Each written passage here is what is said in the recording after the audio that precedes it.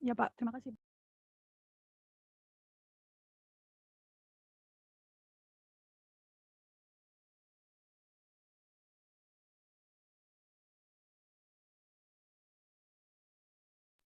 Apakah sudah terlihat? Sudah terlihat, Dila.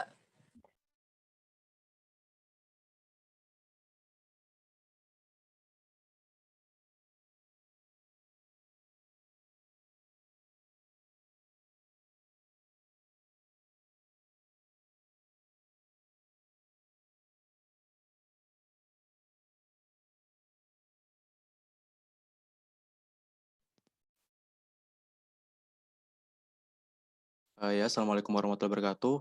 Selamat siang semuanya. Kami dari kelompok 1 akan mempresentasikan materi akper pertemuan ke-9 mengenai aktiva tetap. Anggota kami terdiri dari 4 mahasiswa. Yang pertama saya sendiri, Aditya Laksmana Lintak Perdana, absen 01. Yang kedua, Fadila Sekarginasi, absen 13. Yang ketiga, Niputu Semara Putri Cahyani, absen 19. Dan Riki Fajar Cahyadi, absen 23.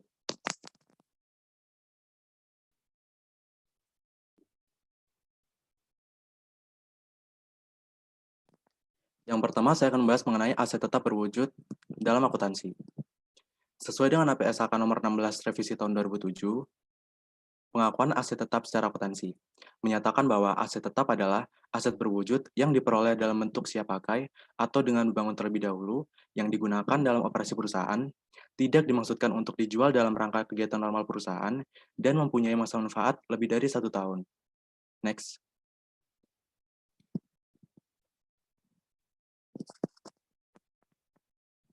Kemudian membahas mengenai biaya yang diakui sebagai aset.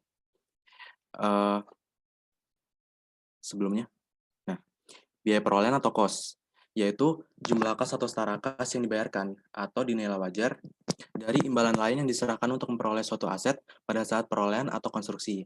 Bila dapat diterapkan, jumlah yang didistribusikan pada aset tersebut itu saat pertama kali diakui sebagai persyaratan tertentu dalam PSAK. Kemudian biaya yang dikeluarkan untuk perolehan aset tetap harus diakui sebagai aset jika dan hanya jika memenuhi 2 syarat. Yang pertama, besar kemungkinan manfaat ekonomis di masa depan berkenaan dengan aset tersebut akan mengalir ke entitas. Dan yang kedua, biaya perolehan aset dapat diukur secara andal. Next.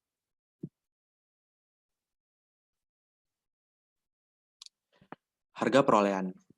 Untuk komponen biaya perolehan aset tetap, sesuai dengan paragraf 16 PSAK nomor 16 revisi tahun 2007, ada 3 komponen. Yang pertama, harga perolehan sendiri, termasuk biaya impor dan pajak pembelian, yakni PP Pasal 4 yang tidak boleh dikreditkan atau PP final setelah dikurangi diskon pembelian dan potongan-potongan lain. Yang kedua, biaya-biaya yang dapat diatribusikan secara langsung untuk memindahkan aset ke lokasi dan kondisi yang diinginkan agar aset siap untuk digunakan sesuai keinginan dan maksud manajemen. Yang terakhir, estimasi awal biaya pembongkaran dan pemindahan aset tetap serta restorasi lokasi aset. Kewajiban biaya tersebut timbul pada saat aset diperoleh atau karena entitas menggunakan aset selama periode tertentu yang bertujuan selain menghasilkan persediaan. Next. Biaya atribusi. Biaya atribusi ini terdiri dari beberapa contoh. Yang pertama terkait biaya imbalan kerja, sesuai PSAK nomor 24 yang timbul secara langsung dari pembangunan atau akuisisi aset tetap. Yang kedua, biaya penyiapan lahan pabrik. Yang ketiga, biaya handling dan penyerahan awal. Yang keempat, biaya perakitan dan instalasi. Yang kelima, biaya pengujian aset. Dan yang terakhir adalah komisi profesional. Next. Berikut bukan yang termasuk harga perolehan, yakni biaya yang terjadi pada saat aset telah mampu beroperasi sebagaimana dimaksudkan oleh manajemen, namun belum dipakai atau masuk ke beroperasi di bawah kapasitas penuhnya. Jadi maksudnya suatu aset tersebut belum bisa beroperasi secara normal gitu. Itu tidak boleh diakui sebagai harga perolehan. Kemudian yang kedua, kerugian awal operasi. Seperti ketika permintaan terhadap keluaran itu masih rendah. Kemudian yang ketiga, biaya relokasi atau reorganisasi sebagian atau seluruh operasi entitas. Next. Nah, contohnya, PT Keanu AGL itu memberi sebuah truk yang akan digunakan sebagai kendaraan pengangkutan barang. Nah, rincian harga perolehan itu diketahui sebagai berikut. Harga pembelian 200 juta, PPN-nya 10%, 20 juta, Dan ini diasumsikan dikenakan PPNBM sesuai dengan kendaraan roda 4, 10%, 20 juta. Sehingga harga perolehannya merupakan akumulasi dari harga pembelian, PPN, dan juga PPNBM, yakni sebesar 240 juta. Next.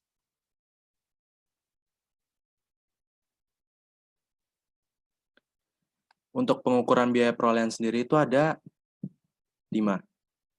Yang pertama, perolehan aset secara gabungan, yang kedua secara angsuran, yang ketiga secara pertukaran, yang keempat perolehan aset tetap dengan cara membangun sendiri, yang kelima perolehan secara hibah, bantuan, dan sumbangan. Next.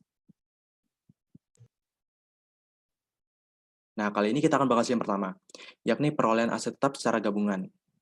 Jika aset tetap diperoleh secara gabungan, maka harga perolehan masing-masing aset tetap ditentukan dengan mengalokasikan harga gabungan berdasarkan perbandingan nilai wajar masing-masing aset yang bersangkutan. Untuk lebih jelasnya kita lanjut ke contoh. Next. Nah, misalkan diketahui harga tanah dan bangunan diperoleh secara gabungan senilai 300 juta. Nah, dari 300 juta ini bakalan dipecah-pecah atau dialokasikan sesuai dengan harga jual atau fair value-nya. Nah, di sini diketahui tanah itu fair value-nya 150 juta dan bangunan fair value-nya sebesar 100 juta. Sehingga diperoleh total fair value antara tanah dan bangunan sebesar 250 juta. Untuk alokasi harga perolehan masing-masing tanah dan bangunan dapat diperoleh dengan perhitungan 15/25 dikalikan 300 juta atau nilai gabungannya, yaitu sama dengan 150 juta untuk tanah, dan untuk bangunan 10/25 dikalikan 300 juta sama dengan 120 juta. Kemudian terkait penjurnalan saat pembelian secara tunai, yakni tanah sebesar 180 juta di debit, bangunan 120 juta di debit, pada kas dan bank sebesar 300 juta di kredit. Next.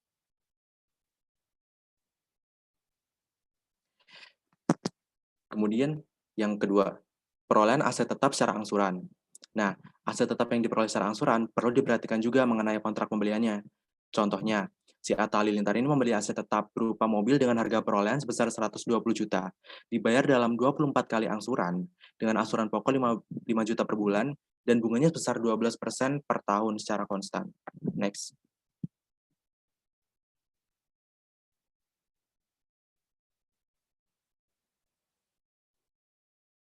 Nah, untuk penghitungan harga perolehan sendiri, angsuran pokoknya per bulan kan 5 juta.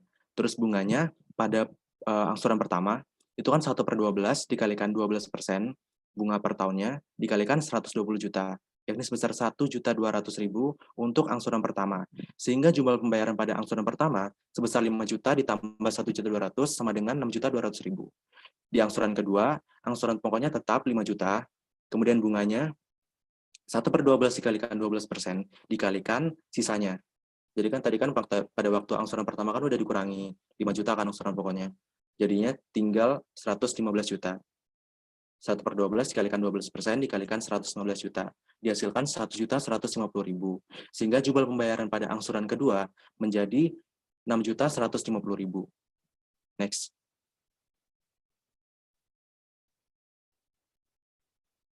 Nah, terkait jurnal perolehan aset dan pembayaran angsuran, pada saat pembelian aset tetap atau pada saat mendapatkan aset tetap tersebut, jurnalnya adalah mobil atau kendaraan dalam angsuran 120 juta debit pada utang angsuran sebesar 120 juta di kredit. Pada saat pembayaran angsuran pertama, utang angsuran 5 juta di debit, beban bunga sebesar 1.200.000 di debit, pada kas dan bank sebesar 6.200.000 di kredit. Pada saat pembayaran angsuran kedua, utang angsuran sebesar 5 juta di debit, beban bunga sebesar 1.150.000 di debit, pada kas dan bank sebesar 6.150.000 di kredit. Dan ini berlaku untuk angsuran berikut-berikutnya. Jadi tinggal disesuaikan aja. Next. Ini akan dijelaskan oleh teman saya, Sofia. Terima kasih.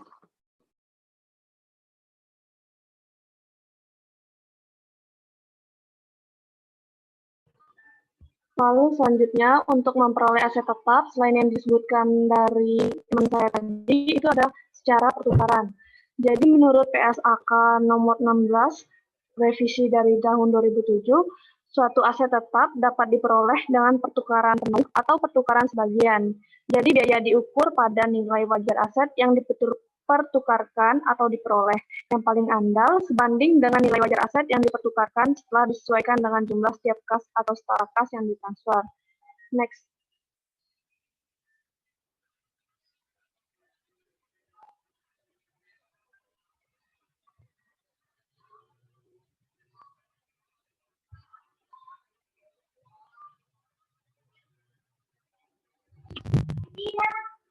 Nah, ini untuk contoh soal transaksi perolehan aset tetap secara pertukaran. Jadi PT Semongko merupakan sebuah perusahaan jasa transportasi darat untuk menumpang. PT Semongko melakukan pertukaran bus lama dengan bus jenis yang baru. Berdasarkan pembukuannya, diketahui harga perolehan bus lama senilai 400 juta. Jadi harga perolehan bus lama senilai 400 juta. Lalu akumulasi penyusutan bus lama itu sebesar 350 juta. Bus lama ini ditukar dengan bus baru yang nilai perolehannya 500 juta dan untuk kekurangannya dibayar secara tunai. Bus lama dihargai dengan sebesar 60 juta dan harga pasarnya sebesar 65 juta. Next. Jadi untuk penghitungan harga perolehannya itu pertama kita harus harga perolehan bus lamanya 400 juta. Lalu dikurangi akumulasi penyusutannya 350 juta, didapat nilai sisa buku sebesar 50 juta.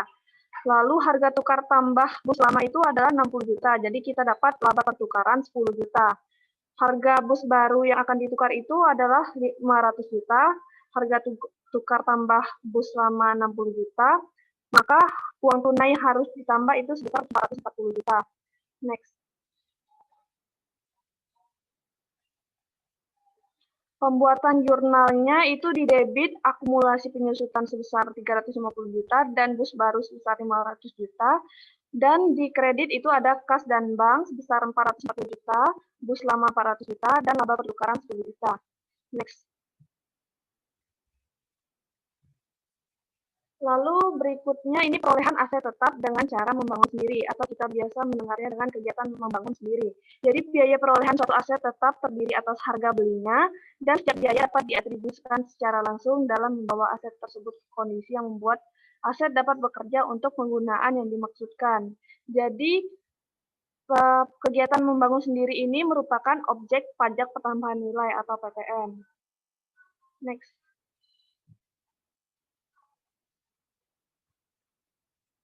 Selanjutnya, bunga atas pinjaman sehubungan dengan perolehan aset tetap membangun sendiri. Jadi, atas bunga yang dikeluarkan atas pinjaman untuk pembangunan selama masa konstruksi akan dikapitalisasi. Next. Kalau untuk perolehan secara hibah, bantuan, dan sumbangan, itu secara langsung dihubungkan dengan perlakuan akuntansi pajak. Karena akuntansi komersial sedikit mengatur aset yang diperoleh dari sumbangan atau donasi. Next. Lalu pengakuan aset tetap dari pajak itu dasar hukumnya dibagi menjadi 3, yaitu pasal 9 ayat 2 Undang-Undang PPH, pasal 10 ayat 1, 2, 3, 4, 5, dan 6 Undang-Undang PPH, dan pasal 11 ayat 8 dan 9 Undang-Undang PPH. Next. Jadi yang pertama itu pengeluaran yang tidak boleh dibebankan sekaligus yang diatur di dalam pasal 9 ayat 2 Undang-Undang Pajak Penghasilan. Jadi pengeluaran untuk mendapatkan, menagih, dan memelihara atau 3M penghasilan yang mempunyai masa manfaat lebih dari 1 tahun. Itu dikapitalisasi saat pengeluaran untuk kemudian dibebankan melalui penyusutan atau amortisasi. Untuk berikutnya akan dijelaskan oleh teman saya Fadila.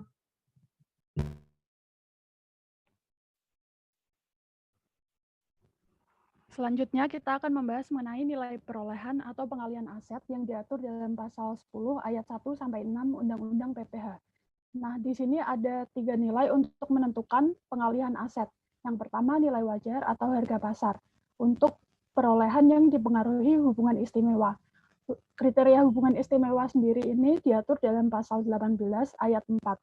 Kemudian ada tukar-menukar harta, perolehan dalam rangka likuidasi, penggabungan, peleburan, pemekaran, pemecahan, atau pengambil alihan usaha kecuali ditentukan lain oleh Menkeu. Lalu ada pengalihan selain dalam bentuk sumbangan keagamaan yang bersifat wajib kepada lembaga yang dibentuk atau disahkan pemerintah atau hibah dalam keluarga dalam garis keturunan lurus 1 derajat, badan keagamaan, badan pendidikan, badan sosial sesuai ketentuan Menkeu. Nah, untuk yang transaksi ini kita penekanannya ada pada kata selain, karena untuk sumbangan dan hibah sendiri menggunakan nilai buku, sementara untuk selain sumbangan keagamaan dan hibah yang diatur dalam pasal ini dia menggunakan nilai wajar atau harga pasar. Dan yang transaksi terakhir adalah pengalihan sebagai pengganti saham atau penyertaan modal.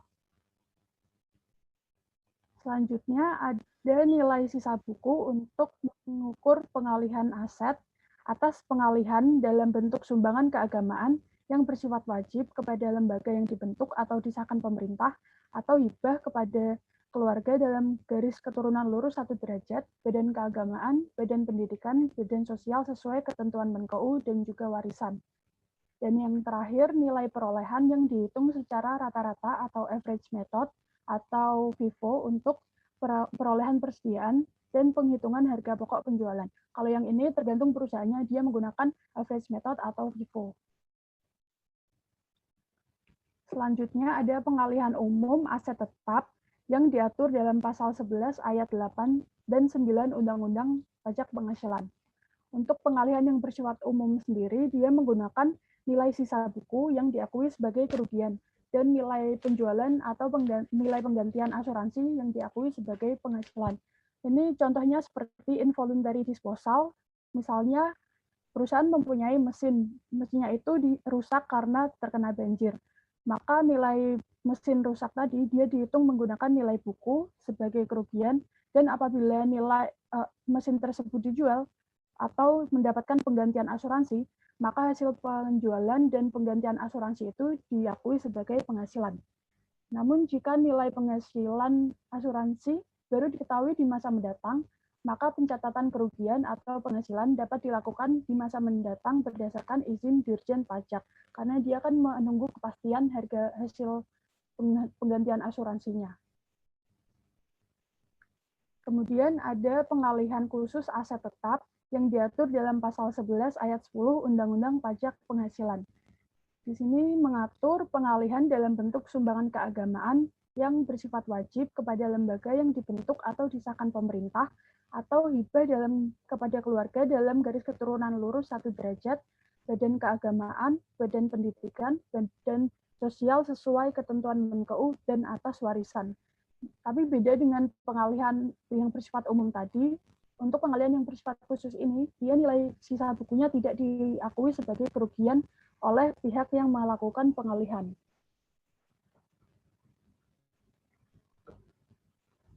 Selanjutnya ada ilustrasi untuk nilai pengalihan. PT Maha, PT Jonggring, dan PT Saloka terlibat dalam transaksi pengalihan aset di tahun 2012. Berikut merupakan informasi terkait harta yang dimiliki oleh ketiga PT. Di sini ada 3 jenis bus. Yang pertama, bus Hino, dia milik PT Maha dengan harga perolehan sebesar 650 juta, akumulasi depresiasi sebesar 300 juta, nilai buku yang merupakan harga perolehan dikurangi akumulasi depresiasi sebesar 350 juta, dan nilai wajar sebesar 425 juta. Kemudian ada bus MB yang merupakan milik PT Jonggring dengan harga perolehan sebesar 725 juta, akumulasi depresiasi sebesar 325 juta, nilai bukunya harga perolehan dikurangi akumulasi depresiasi sebesar 400 juta, dan nilai wajarnya 375 juta. Dan yang terakhir ada bus Scania milik PT Saloka dengan harga perolehan 550 juta, akumulasi depresiasi 200 juta, nilai bukunya 350 juta, dan nilai wajar 425 juta.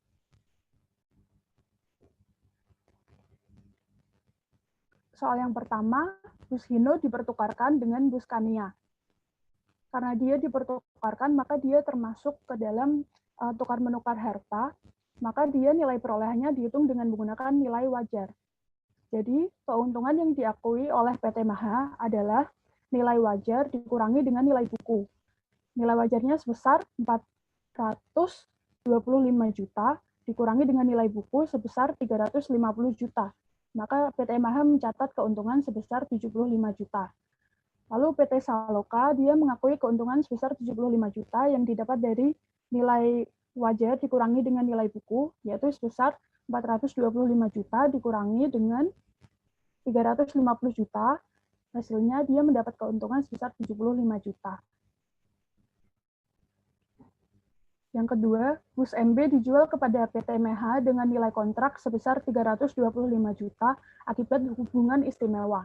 Nah, di sini penekanannya terdapat pada hubungan istimewa. Walaupun dia ada nilai kontraknya sebesar 325 juta, tapi berdasarkan pasal 10 ayat 1, dia menghitung nilai perolehannya menggunakan nilai wajar. Jadi PT Jonggring mengakui kerugian sebesar nilai wajarnya 375 juta dikurangi dengan nilai bukunya sebesar 725 juta dikurangi 325 juta atau 375 juta dikurangi 400 juta, yaitu rugi sebesar 25 juta. Kemudian yang ketiga, Busino dan MB dialihkan akibat penggabungan PT pemilik. Ini dia juga diatur dalam pasal 10, maka dia menggunakan nilai wajar. Sehingga PT Maha mengakui keuntungan senilai nilai wajarnya dikurangi dengan nilai buku, atau 425 juta dikurangi 650 juta dikurangi 300 juta, sehingga dia untung 75 juta. Untuk PT Jonggring, dia mengakui kerugian sebesar nilai wajarnya 375 juta dikurangi dengan nilai bukunya sebesar 400 juta. Maka PT Jonggring mengakui kerugian senilai 25 juta rupiah.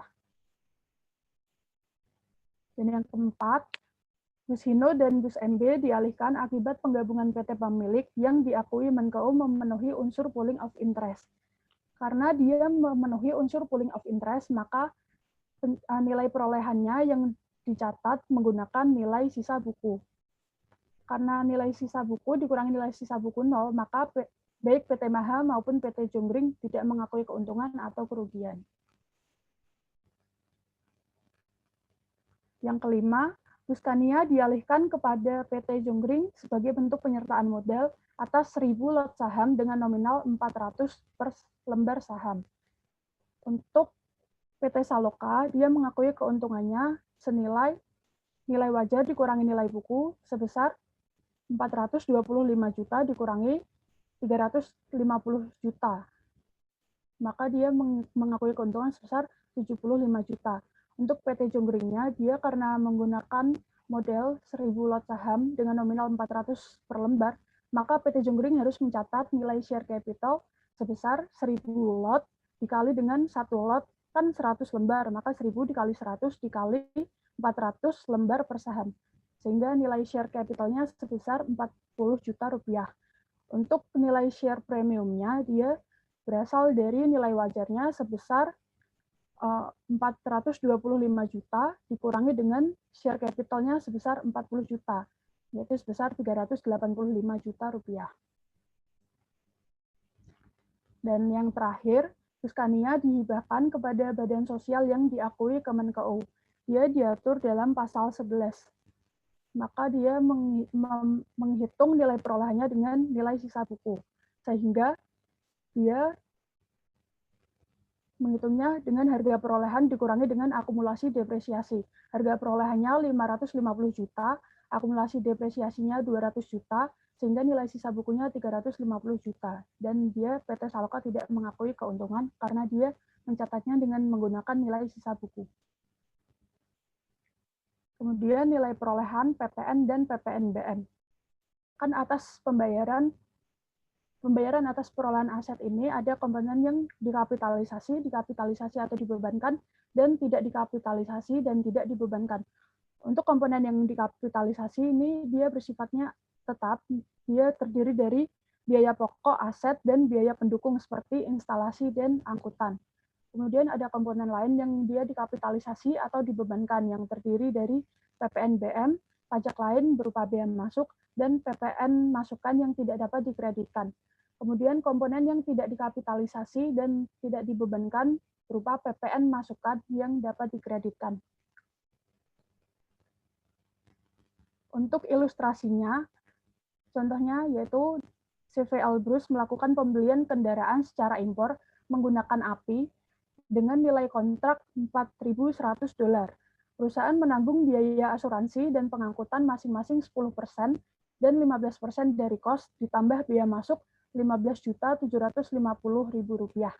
Atas impor tersebut dikenakan PPh pasal 24, PPN dan PPNBM yang bertarif 30%. Jika kurs spot berlaku sebesar 9.600 per US dollar dan kurs KMK berlaku sebesar 9.800 per US dollar. Bagaimana pencatatan yang dilakukan oleh CV Elbrus? Pertama, kita menentukan cost insurance dan freight-nya.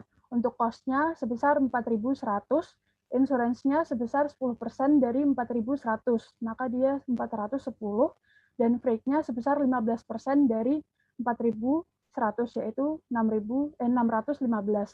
Maka total CIF-nya sebesar 5.125. Setelah mengetahui CIF, kita menghitung dasar pengenaan pajak. Caranya dengan mengalihkan CIF dengan kurs KMK, ditambah dengan bea masuk. Untuk CIF-nya tadi 5.125 dikali kurs KMK sebesar 9.800 ditambah dengan bea masuk sebesar 15.750.000. Sehingga hasilnya dia 50.225.000 ditambah 15.750.000 sebesar 65.975.000 rupiah. Untuk PPh pasal 22-nya, karena dia menggunakan API, maka dia dikenakan tarif 2,5% dikalikan dengan DPP. Sehingga PPh pasal 22-nya sebesar 1.649.375.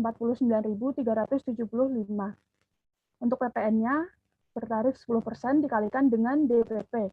Sehingga hasilnya sebesar 6.597.500 rupiah.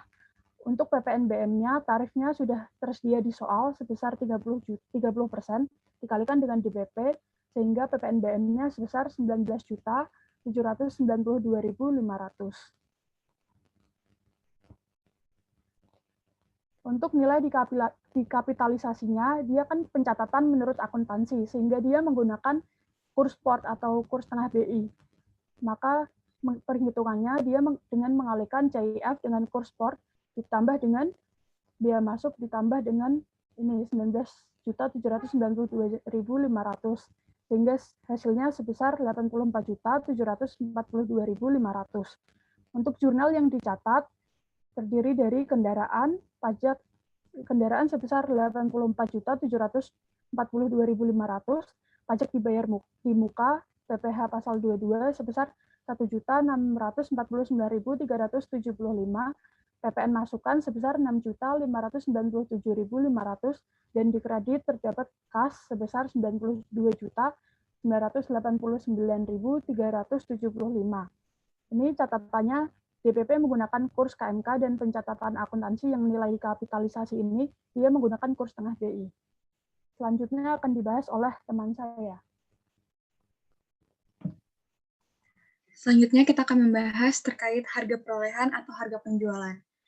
Penentuan harga perolehan dan harga penjualan ini dibedakan berdasarkan transaksi yang dilakukan. Nah, dalam hal terjadi jual beli, maka pertama perlu diklasifikasikan dulu apakah transaksi tersebut dipengaruhi hubungan istimewa atau tidak. Nah, dalam hal tidak dipengaruhi hubungan istimewa, maka harga perolehan bagi pembeli itu adalah harga yang sesungguhnya dibayar. Harga penjualan bagi pihak penjual adalah harga yang sesungguhnya diterima. Sedangkan apabila dalam transaksi tersebut memenuhi salah satu dari 3 syarat hubungan istimewa, maka harga perolehan bagi pihak pembeli itu adalah jumlah yang seharusnya dikeluarkan. Sedangkan harga penjualan bagi pihak penjual adalah adalah jumlah yang seharusnya diterima. Next.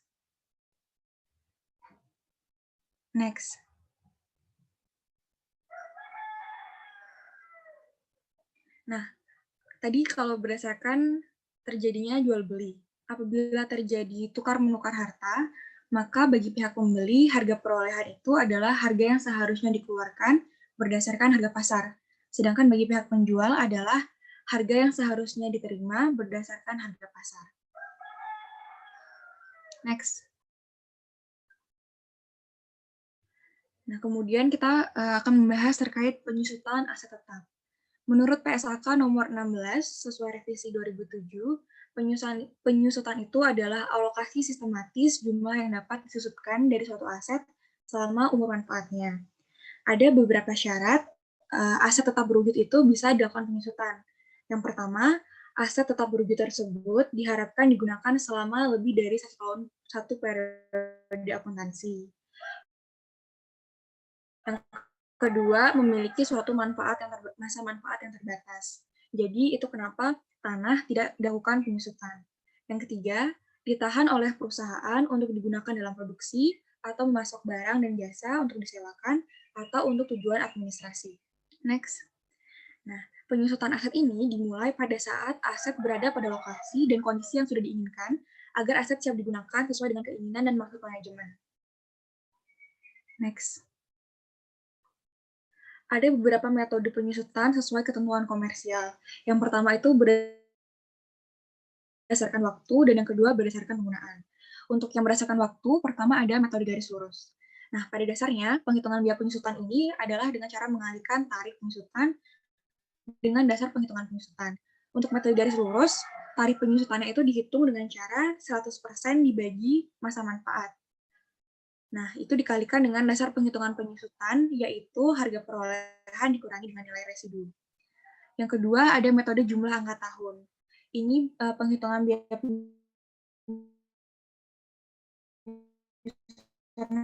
juga sama, cuman yang membedakan adalah penghitungan DPP-nya. Penghitungan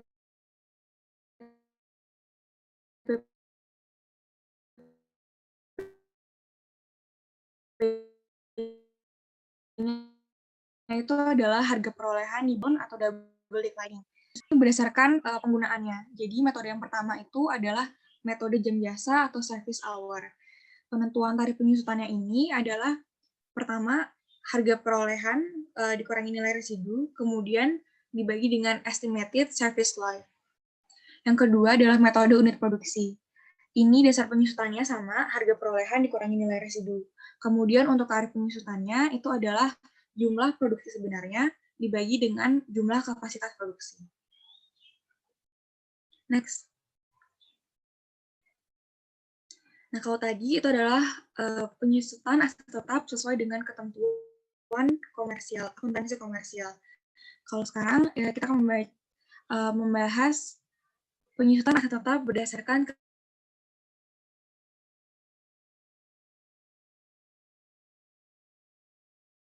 ketentuan perpajakan. Dengan tetap itu bisa dilakukan penyusutan. Yang pertama, dia merupakan aset tetap berwujud. Yang kedua, aset itu mempunyai masa manfaat lebih dari setahun, karena kalau setahun nanti kan langsung dibebankan. Dan yang ketiga itu digunakan untuk kegiatan 3M, mendapat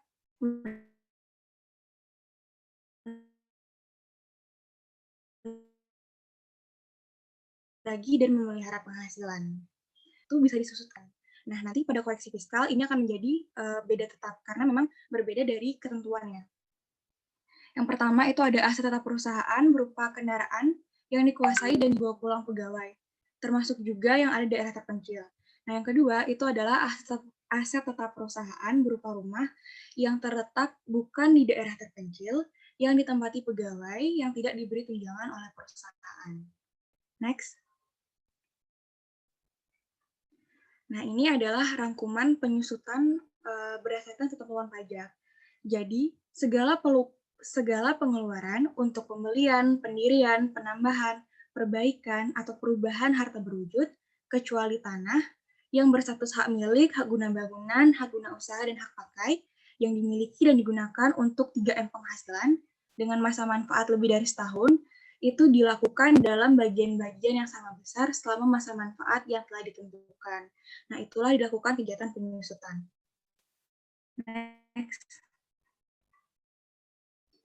Ini adalah metode penyusutan yang diperbolehkan berdasarkan ketentuan perpajakan. Nah, untuk aset tetap berwujud bangunan, itu hanya boleh menggunakan metode garis lurus atau straight line method. Bagi bangunan yang bersifat permanen, itu masa manfaatnya ditetapkan selama 20 tahun dengan tarif penyusutan 5% per tahun. Sedangkan yang bersifat tidak permanen, itu masa manfaatnya adalah 10 tahun dengan tarif penyusutan 10% per tahun. Sedangkan untuk aset tetap selain bangunan, itu diperbolehkan untuk memilih salah satu dari dua metode ini. Asalkan nanti penggunaan metodenya itu taat asas dan tidak berganti-ganti selama setiap periode akuntansi. Yang pertama itu bisa menggunakan metode garis lurus atau straight line method, dan yang kedua menggunakan metode selalu menurun ganda. Nah, nilai sisa buku pada akhir masa manfaat itu harus disusutkan sekaligus jika menggunakan metode selalu menurun ganda. Jadi pada akhir masa manfaat itu nggak menggunakan lagi tarif sesuai yang biasanya digunakan, tapi langsung disusutkan sekaligus. Nah, sesuai dengan pembukuan wajib pajak, Alat-alat kecil atau small tools yang sama atau sejenis itu bisa disusupkan dalam satu golongan. Next. Nah, saat mulai penyusutan berdasarkan ketentuan pajak. Penyusutan bisa dimulai pada bulan dilakukannya pengeluaran, kecuali untuk harta yang masih dalam proses pengerjaan. Nah, untuk harta yang masih dalam proses pengerjaan, penyusutannya itu dimulai pada bulan selesainya pengerjaan harta tersebut. Kemudian ada saat lain lagi, dengan persetujuan Direktur Jenderal Pajak, WP itu diperkenankan untuk melakukan penyusutan mulai pada bulan harta tersebut digunakan untuk 3M penghasilan, atau pada bulan harta itu mulai menghasilkan. Nah, apabila WP melakukan penilaian kembali atau revaluasi aset berdasarkan ketentuan, maka dasar penyusutannya adalah nilai setelah dilakukan evaluasi. Next. Nah, ini adalah tarif penyusutan serta masa manfaat sesuai ketentuan pajak bagi bukan bangunan dan juga bangunan. Selanjutnya akan dijelaskan oleh teman saya. Baik, berikut ini saya akan menjelaskan kelompok harta berwujud, penyusutan harta berwujud sesuai PMK 96 tahun 2009. Jadi di PMK ini ada 4 kelompok ya. Di kelompok 1 ini ada yang pertama itu dari semua jenis usaha, yang kedua itu dari jenis usaha pertanian, perkebunan, kehutanan, yang ketiga industri makanan minuman, yang keempat itu transportasi dan pergudangan, yang kelima industri semikonduktor, keenam jenis persewaan peralatan tamat air dalam, yang ketujuh itu jasa telekomunikasi seluler. Selanjutnya.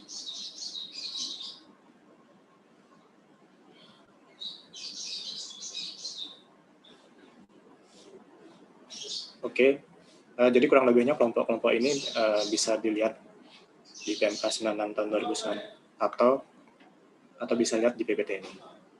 Selanjutnya.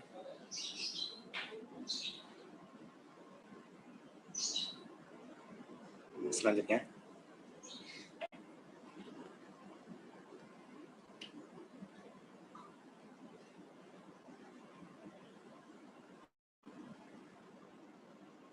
Selanjutnya.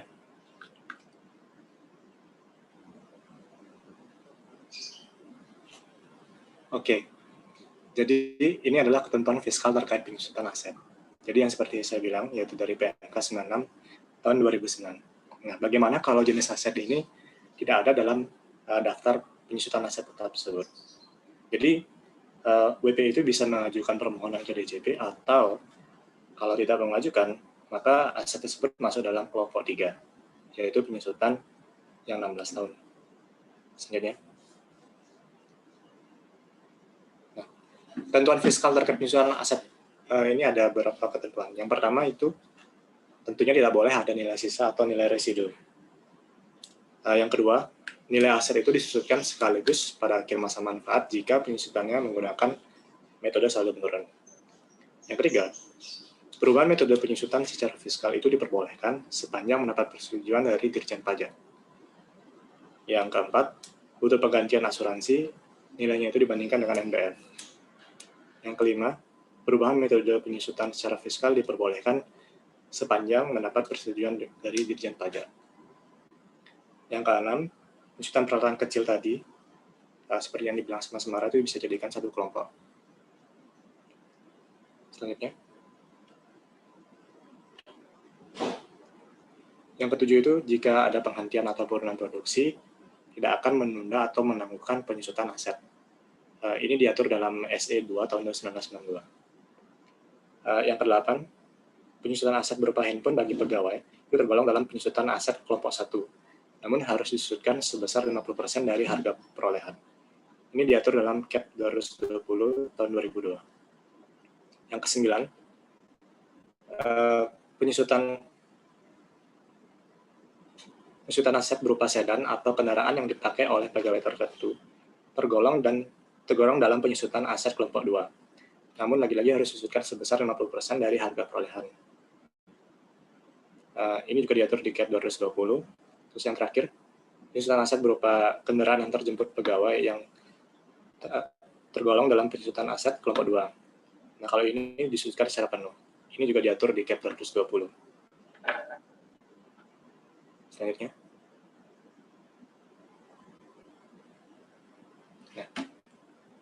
Nah, saat mulainya penyusutan suatu aset itu diatur dalam pasal 11 ayat 3 dan 4 Undang-Undang PPH. Jadi yang pertama ini, misalkan pada bulan dilakukannya pengeluaran, kecuali untuk harta yang masih dalam proses pengerjaan. Penyusunannya itu dimulai saat bulan selesainya pekerjaan harta tersebut. Jadi ilustrasinya seperti ini. Misalkan gedung A itu dibangun sejak bulan Oktober 2015 hingga selesai dibangunnya itu pada bulan Maret 2016. Total pengeluaran pembangunan gedung A-nya itu adalah sebesar 100 juta rupiah.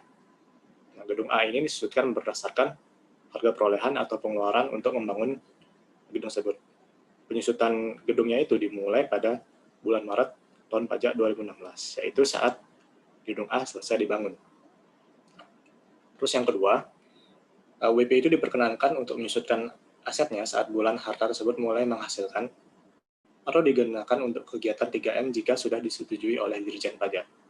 Jadi ilustrasinya seperti ini. PT tersebut adalah perusahaan yang bergerak di bidang perkebunan. Pada 2015, PT tersebut membeli traktor, namun baru mulai digunakan pada tahun 2016. Atas persetujuan dari Dirjen Pajak, penyusutan traktor dapat dilakukan oleh PT tersebut mulai tahun 2016. Selanjutnya.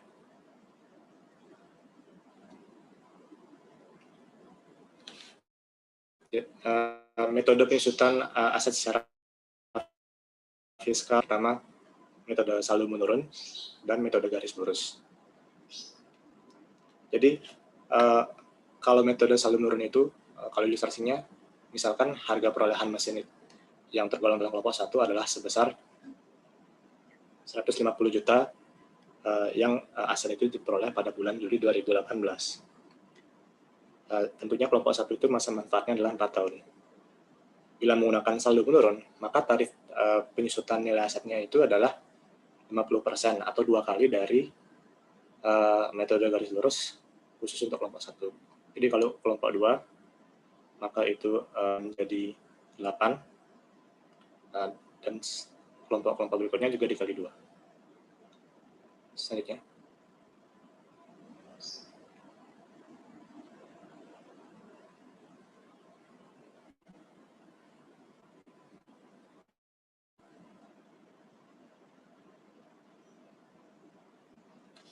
Nah, di bawah contoh perhitungan metode saldo menurun.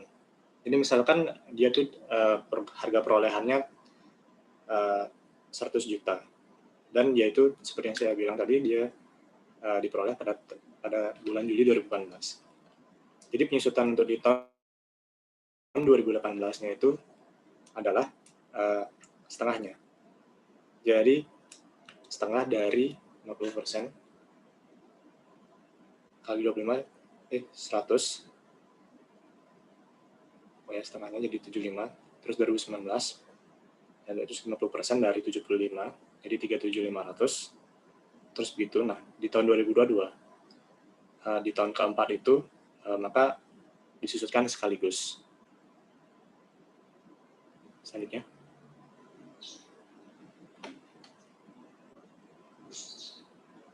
Oke, segitu dari kelompok saya. Kira-kira ada yang ingin ditanyakan?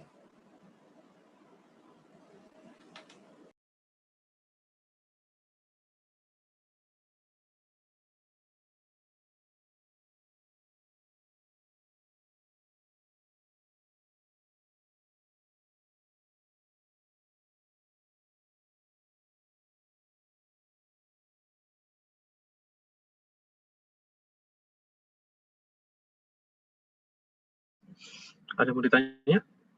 Kalau nggak ada kita akhiri, nanti kita lanjut lagi malam.